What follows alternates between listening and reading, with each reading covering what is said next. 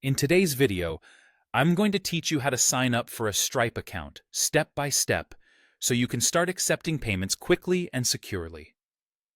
Stripe is a powerful tool for businesses, offering a seamless way to manage transactions online.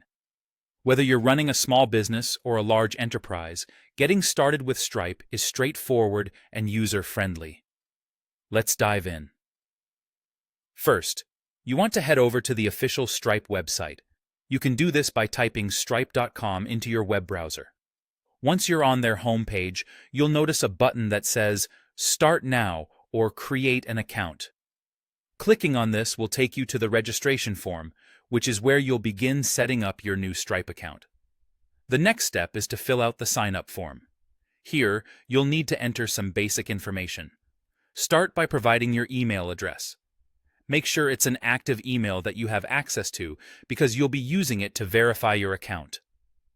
After that, enter your full name so Stripe knows who they're setting up the account for. Then, create a strong password.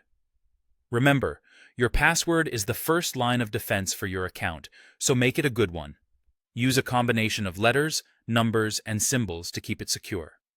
After you've filled out the form, the next thing you need to do is verify your email address. Stripe will send a confirmation email to the address you just provided. Open up your email inbox, find that message from Stripe, and click the verification link inside it. This step is crucial as it confirms that the email address is valid and owned by you, allowing you to proceed with setting up your account. Once you've verified your email, it's time to activate your Stripe account. Log back in to access your new Stripe dashboard. Upon first logging in, Stripe will guide you through their activation process. First up, they'll ask for your business details. This includes the legal name of your business, the type of business you operate, and your business address. Make sure to have this information handy and enter it accurately to avoid any issues later on.